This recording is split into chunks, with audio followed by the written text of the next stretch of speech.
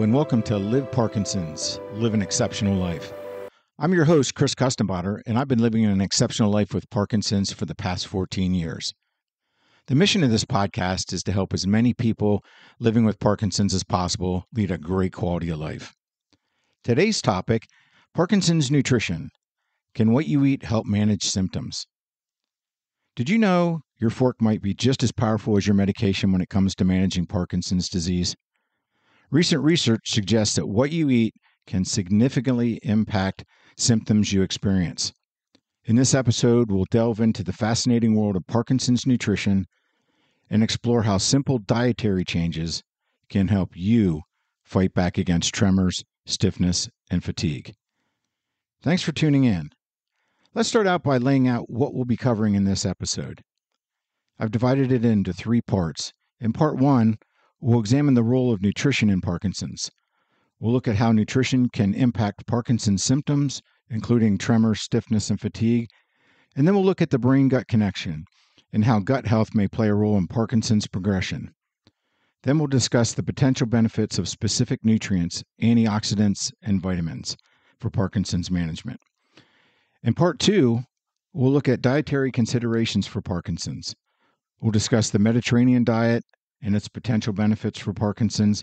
I'll also discuss the MIND diet, which is the Mediterranean Intervention for Neurodegenerative Delay diet. That's a mouthful. And we'll also examine gluten-free and dairy-free diets and their potential benefits and drawback for Parkinson's. Then in part 3, we'll provide practical tips for everyday eating. We'll provide practical strategies for incorporating a healthy diet into a Parkinson's lifestyle. And we'll discuss managing medication interactions with food and address common challenges faced by Parkinson's patients when eating. And we'll wrap it up with tips in meal planning and grocery shopping lists for people with Parkinson's. So, without further ado, let's explore the role of Parkinson's nutrition in helping to manage our Parkinson's symptoms. Let's start with the role of nutrition in Parkinson's. Now, let me ask you a question. How do you feel your diet is? Good, I'm eating healthy, or needs improvement? And second, do you notice any difference in your symptoms when you're eating healthy? Let me know by clicking the send text message link in the podcast description. I'd love to get your thoughts and experiences on this. Now, I'm going to be completely honest with you. My diet is what I'd like to call a roller coaster diet. I'll eat very healthy for a few days and be feeling good. And then my wife comes home from her catering job with freshly made desserts, or I go to a party with lots of food, and then that's when the wheels come off. Now, I'm not blaming anyone but myself. I know I need to eat better, to feel better, and so it's a work in progress. I say this to let you know I struggle with my diet, just as many of you probably do as well. And so what I'm trying to say is that we're all in this together. So now that I've shared my personal struggles with diet and nutrition, let's examine how nutrition can impact Parkinson's symptoms, including tremors, stiffness, and fatigue. Parkinson's disease, as we know, is a neurodegenerative disorder characterized by the loss of dopamine-producing neurons in the brain. Now, chronic inflammation has emerged as a potential culprit in Parkinson's progression and can potentially worsen tremors, stiffness, and rigidity, and also fatigue. So let's take a quick look at the link between inflammation and Parkinson's, and then discuss foods that help fight inflammation. Now, there are 3 areas that are being evaluated when looking at inflammation. The first is microglial activation. Now, what is that? That's a mouthful, of course. Microglial inflammation. Microglial are immune cells in the brain that act like a first line of defense. In Parkinson's, the microglia become chronically activated, releasing inflammatory molecules that can damage healthy brain cells. The second area being studied in terms of inflammation is looking at alpha-synuclein, which is a protein that clumps or misfolds in the brain of people with Parkinson's. You may have seen a lot of that in the news lately. The protein has also been found in the guts as well, and studies suggest that chronic inflammation might contribute to the abnormal buildup of alpha-synuclein, leading to further neurodegeneration. And then finally, the third area being explored is the gut-brain connection. Now, the gut microbiome is made up of trillions, yep, I said trillions, of bacteria living in your intestines. The gut microbiome communicates with the brain through the gut-brain axis. So think of this as a highway connecting your gut and your brain. An unhealthy gut microbiome can lead to chronic inflammation, potentially impacting brain health and contributing to Parkinson's progression. So what are some of the foods that we can eat to help fight inflammation? Well, let's pull back the curtain and have a look. Now, it's important to note that while research is ongoing, certain foods are known for their anti-inflammatory properties. We'll start out with fruits and vegetables, my personal favorites. They're rich in antioxidants, and these foods combat oxidative stress, and that's an inflammatory process that's been linked to Parkinson's. So what are some of the best fruits and vegetables? Berries, leafy greens, and colorful vegetables are all excellent choices. Another type of food is fatty fish. Omega-3 fatty acids found in fatty fish like salmon, tuna, and mackerel possess potent anti-inflammatory properties. So if you can, try to incorporate fish into your diet. Olive oil. Extra virgin olive oil is the cornerstone of the Mediterranean diet and contains anti-inflammatory compounds. Nuts and seeds are good sources of not only healthy fats, fiber, and antioxidants. Nuts and seeds can contribute to a reduced inflammatory state. Spices, some of our favorites too, to give your food some kick. Turmeric, ginger, and garlic contain curcumin, another bioactive compound with anti-inflammatory effects. Several diet patterns have been linked to reduced inflammation and might have beneficial effects for Parkinson's. The first two we'll be discussing in more detail in part 2, and the first one being the Mediterranean diet. And this diet emphasizes fruits, vegetables, whole grains, healthy fats, and fish, all known for their anti-inflammatory properties. Studies suggest it may improve symptoms and overall well-being in Parkinson's. The second is the MIND diet. Again, we'll be discussing in more detail in part 2. And that combines elements of both the Mediterranean and the DASH diets, which the DASH diet stands for Dietary Approaches to Stop Hypertension. And the MIND diet focuses on brain-healthy foods that might also reduce inflammation. The third type of diet that can benefit in a reduction in inflammation is the anti-inflammatory diet. And this general diet approach emphasizes whole, unprocessed foods, fruits, vegetables, and healthy fats, while limiting processed foods, sugar, and refined carbohydrates, all linked to increased inflammation. Now, remember, it's important that you consult your doctor before you make any significant dietary changes to ensure that it's appropriate for your specific needs. And you don't want to change to a diet without checking, because it may interfere with your medications, particularly the absorption. Okay, now that we've looked at how diet can affect tremors, let's turn our attention to rigidity. And we all know, and a lot of us experience rigidity or muscle stiffness, both in the morning and throughout the day. And rigidity or muscle stiffness is a cornerstone of Parkinson's disease, and it can significantly impact our movement and our daily activities. Now, while there's no single dietary cure, research suggests that certain foods and diets may offer some relief from rigidity. So what's the link between food and rigidity? Let's start with some of the factors. Again, inflammation, which we just talked about. I've heard that before, I think. Chronic inflammation is thought to play a role in Parkinson's progression, potentially contributing to muscle stiffness. Omega-3 fatty acids. They're healthy fats that have anti-inflammatory properties. There was a 2016 study published in Neurology that found that Parkinson's patients who received omega-3 fatty acid supplements experienced improvements in rigidity. Blood sugar levels. Rapid fluctuation in blood sugar levels can worsen stiffness and tremors. So let's look at some of the dietary strategies to help us reduce rigidity. The first one we talked about, well, the first two we talked about above, being the anti-inflammatory diet and the Mediterranean diet. They both may help reduce rigidity. So you're probably starting to notice a pattern here with healthy fruits and vegetables and other diets. And then the low glycemic index diet prioritizes foods that cause slower and steadier blood sugar rises. And there was a 2013 study in movement disorders that found that a low glycemic index diet improved fatigue in Parkinson's patients. And some research suggests it might also benefit rigidity by preventing blood sugar crashes. So what are some specific foods that have the potential benefit for rigidity in Parkinson's?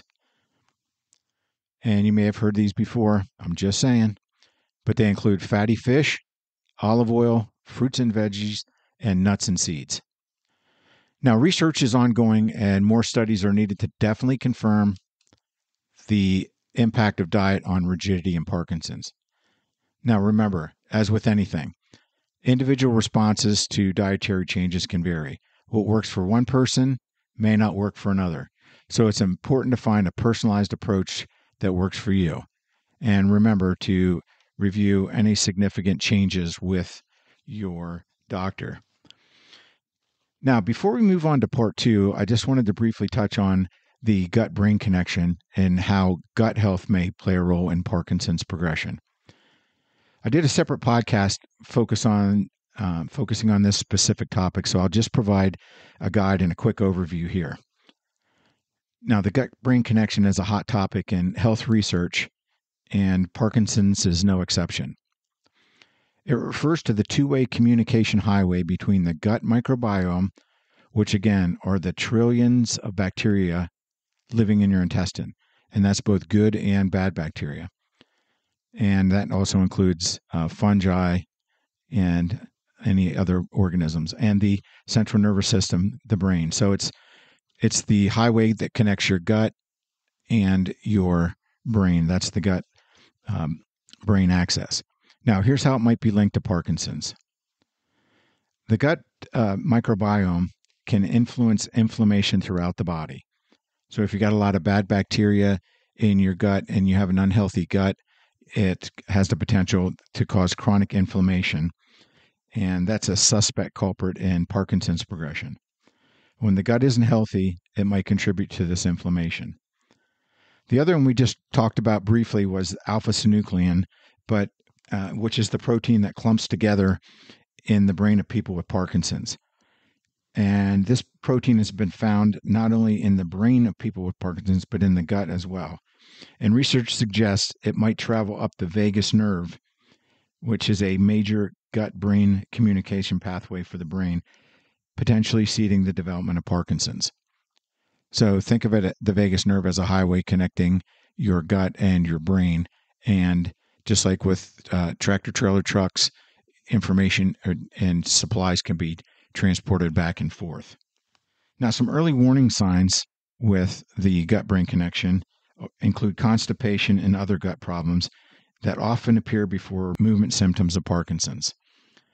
This suggests that the gut might be involved early in the disease process. So it's important to note that research on the gut-brain connection in Parkinson's is still ongoing. Scientists are actually investigating these links, but we don't fully understand the cause-effect relationship yet. Now, that's it for the gut-brain connection in a nutshell. Again, I just wanted to give you a brief overview. And if you're interested in more, check out my podcast again on the gut-brain connection. All right, enough of all the scientific talk. Let's move on to our next segment and talk about diets and Parkinson's. Now, I'm not talking about dieting, which is something I need to do. Let's start by looking at the Mediterranean diet and its potential benefits for Parkinson's patients. What exactly is the Mediterranean diet? Well, it's a diet based on lifestyle inspired by the dieting habits or dietary habits of the Mediterranean countries like France, Italy, Greece, and Spain, as well as a host of other countries along the Mediterranean. It emphasizes whole grains, vegetables, legumes, beans, fruits, nuts and seeds, and healthy fats.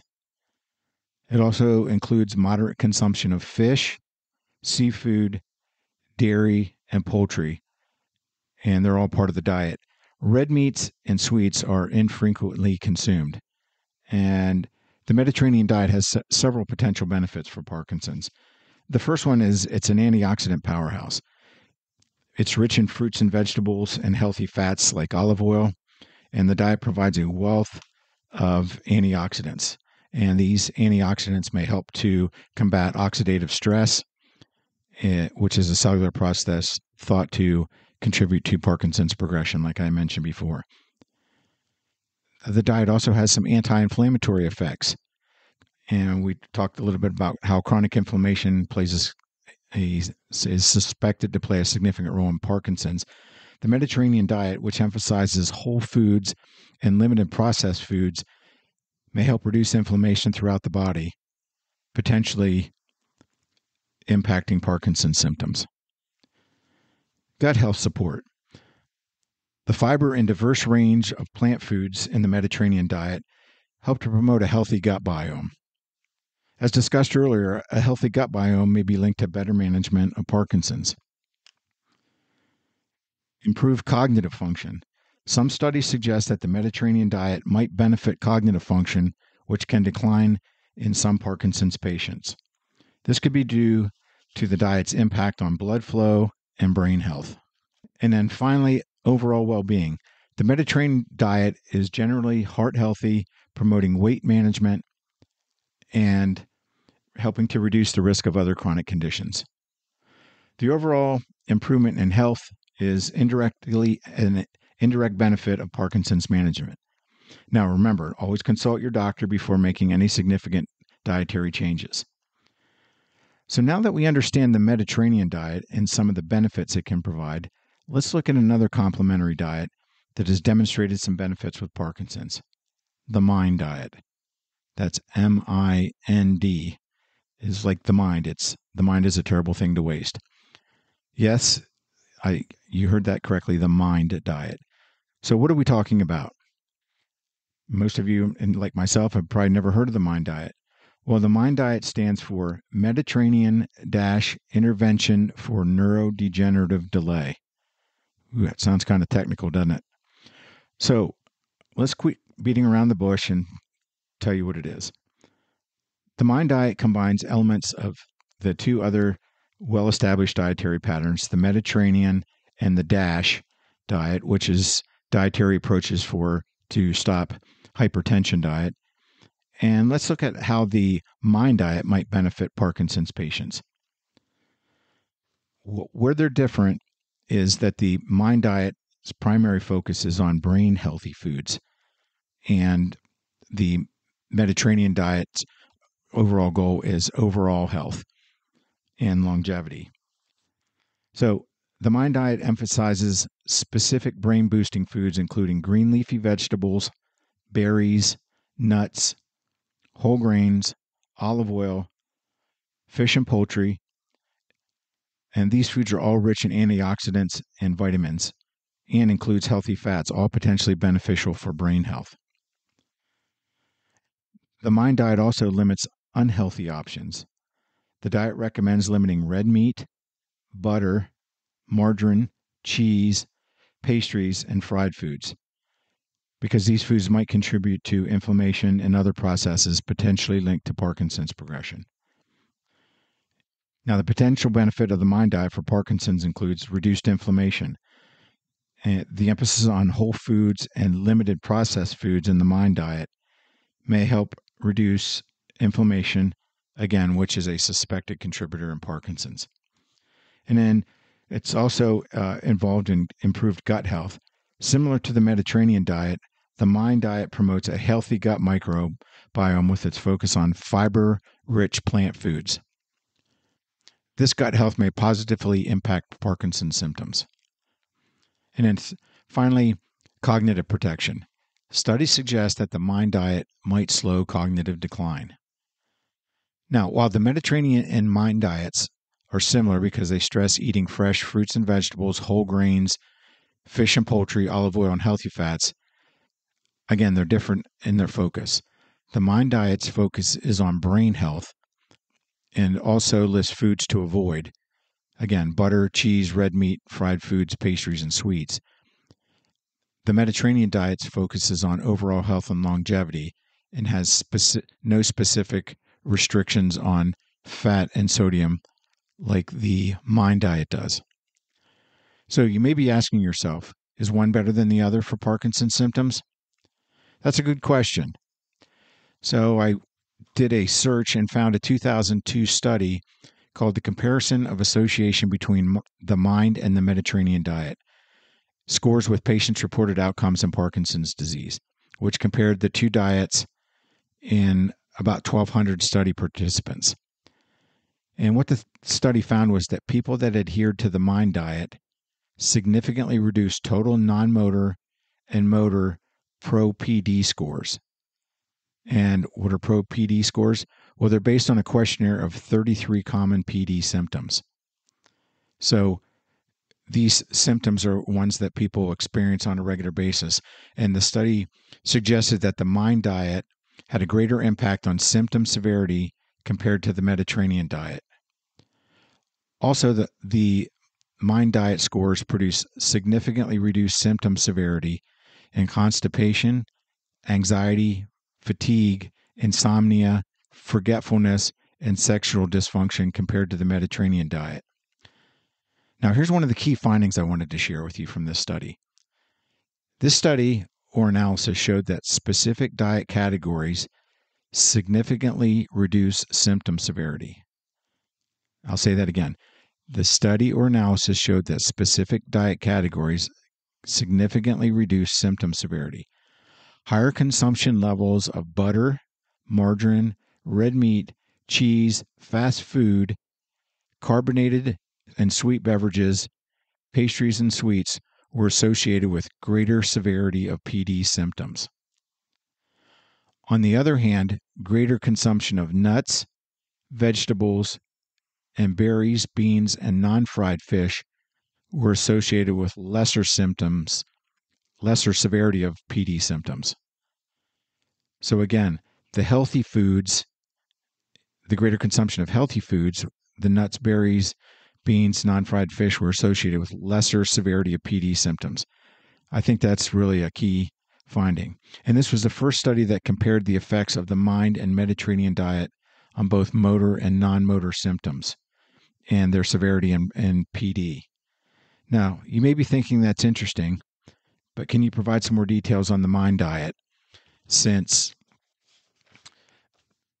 significant reductions in motor and non-motor symptoms were observed in the patients with Parkinson's? All right, so let's talk a little bit about the Mind diet. The Mind diet suggests 9 specific foods that you're to eat regularly and 5 foods to avoid.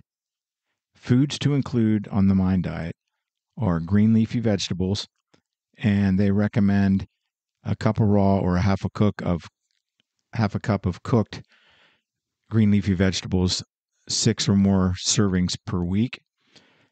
And then vegetables other than green leafy, half a cup of raw or cooked, and they suggest 1 serving per day. Whole grains, which include 1 ounce slice of bread, half a cup of pasta, rice, or oatmeal, 3 or more servings per day. Nuts, a third of a cup or 1.5 ounces, or 2 tablespoons of nut butter, or 2 tablespoons or a half ounce of seeds. They recommend 5 or more servings per week. Beans, a half a cup of cooked beans, 4 or more servings per week. Berries, half a cup of fresh or frozen, or a quarter cup of dried berries, 2 or more servings per week. Poultry, 3 ounces, 2 or more servings per week. Fish, 3 ounces, 1 or more servings per week. And then olive oil as the main source of fat, 2 tablespoons, 2 teaspoons, 1 serving per day.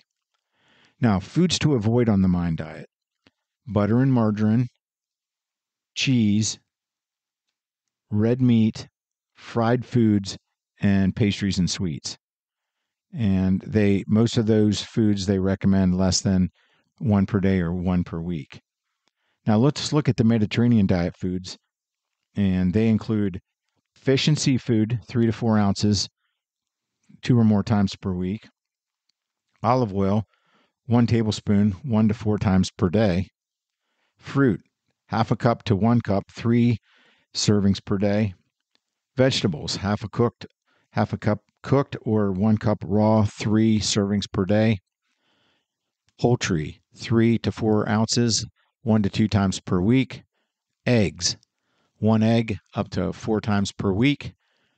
Dairy, cheese, 1.5 ounces. Greek yogurt, 1 cup, 1 to 3 times per week. Nuts, a quarter cup, 3 times per week, and that also includes the 2 tablespoons of nut butter. Whole grains and starchy vegetables, 1 ounce of sliced bread or half a cup of cooked pasta, rice, or oatmeal, 3 to 6 times per day. And foods to avoid on the Mediterranean diet include red meat, processed meat, completely avoid, and sweets, less than once a week.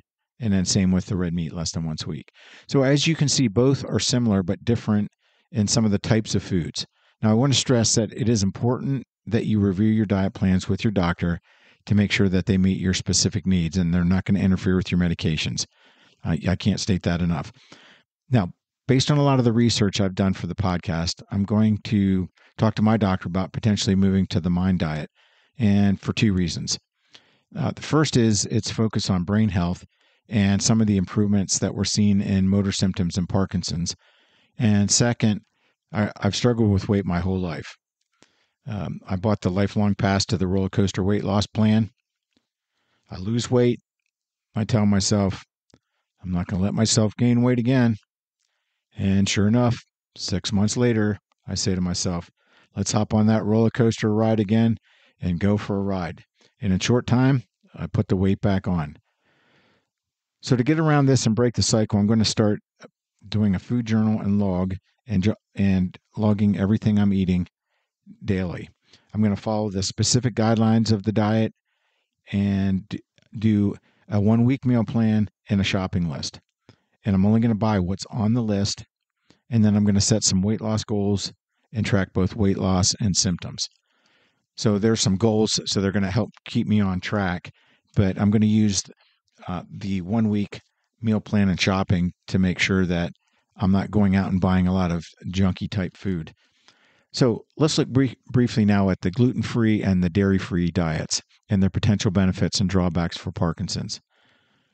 Gluten-free diets eliminate foods containing gluten, which is a protein found in wheat, barley, and rye. Now, what are some of the potential benefits to PD? Well, one is neuroprotection. Some research suggests that gluten may, and that's the key word, may contribute to neurotoxicity.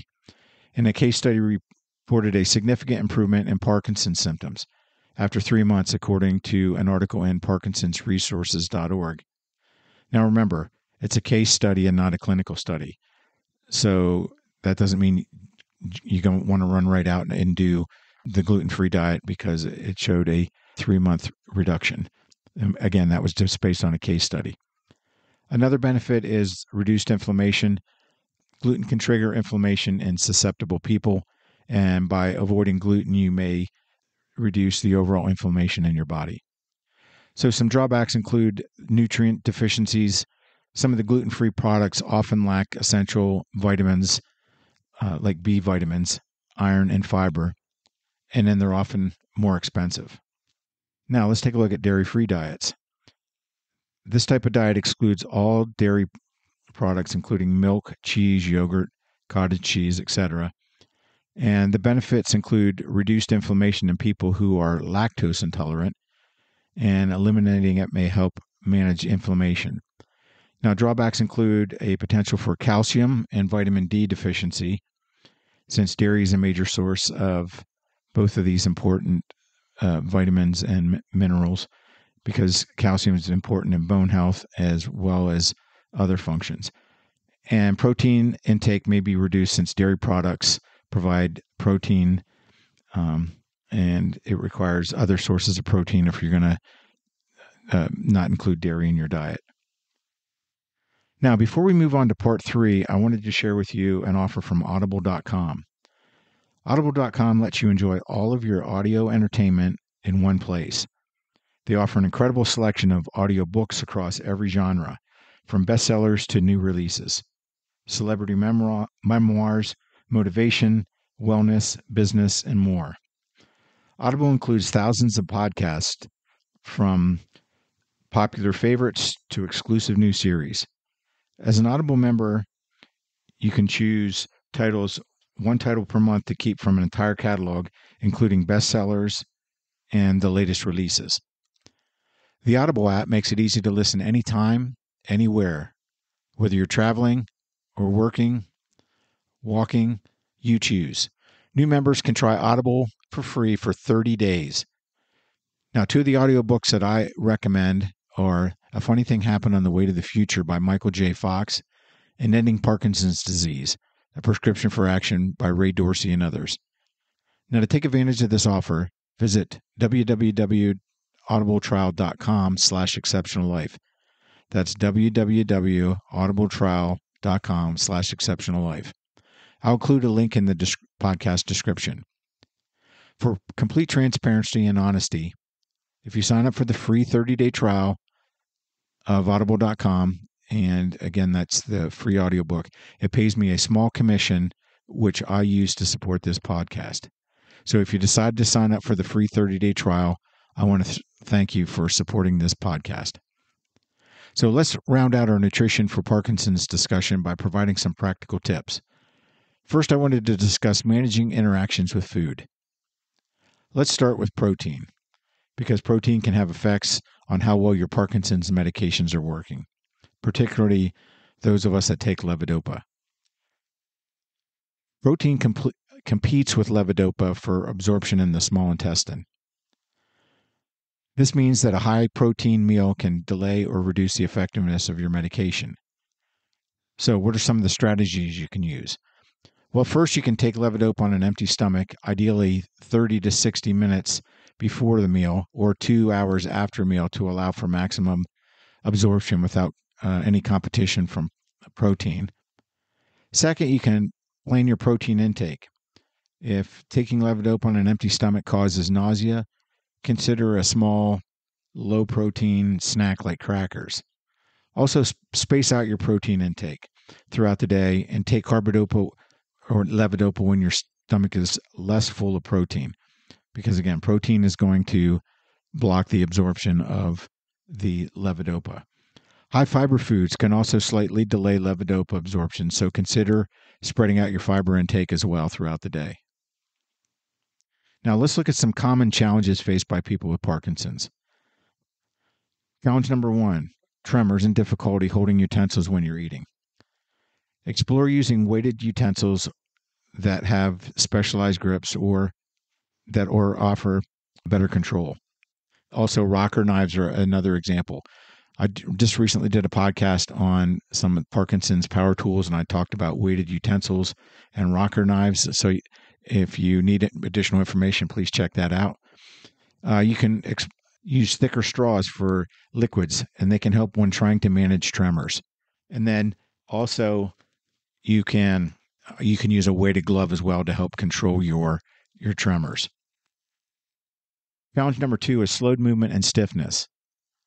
Now, one of the ways you can get help to alleviate this problem is to take smaller bites for better chewing and swallowing and allow yourself more time without feeling rushed. So when you're sitting down, if you're having a stiffness and rigidity, take small bites, make sure you chew it up thoroughly and just take your time. Enjoy the company that you're eating with, and that should help to alleviate some of the challenges you may have with rigidity.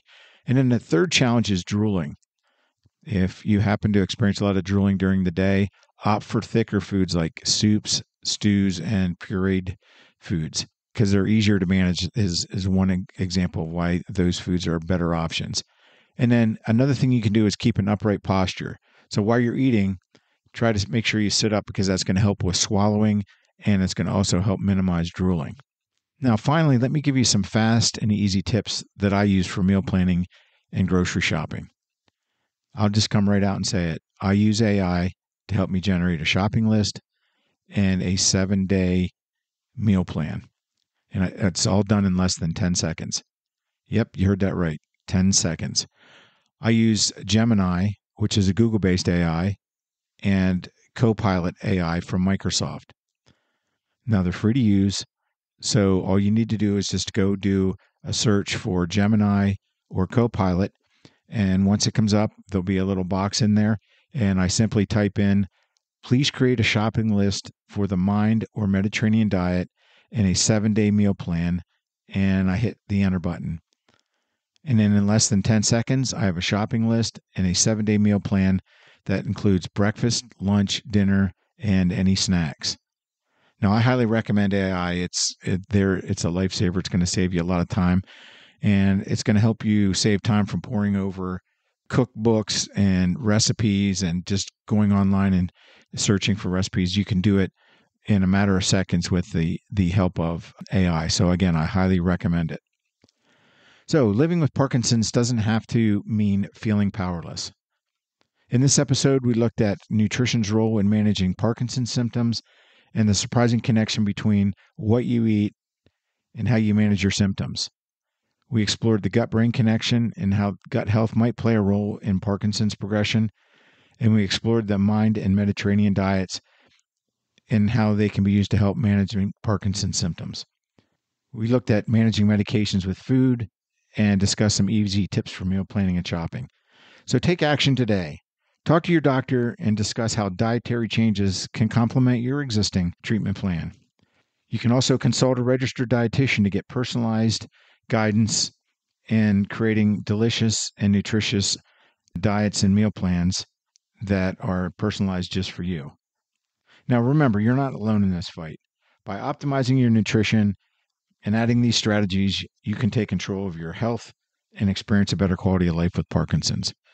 I would ask that you please visit my website, liveparkinsons.com. There's a lot of free resources on there, including a Parkinson's symptom and medication tracker that you can use to help you prepare for your doctor visits. There's a one-stop resource guide that includes national, local, and regional Parkinson's organizations and information with links that you can click on, especially if you're newly diagnosed with Parkinson's. You can just click on the links and it'll take you to the different sites. And then you can also sign up for the free monthly newsletter. And there's a lot of articles on there that I've written to help people live a great quality of life with Parkinson's. If you're interested in learning more about the strategies that I use for living with Parkinson's, my book is available on Amazon.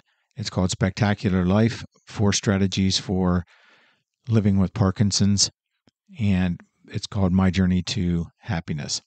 So I really appreciate you taking the time to listen and be a part of the audience. It really warms my heart to know that I can hopefully help people based on my personal experiences. But again, I want to thank you for being a listener, and I hope you all have a spectacular day.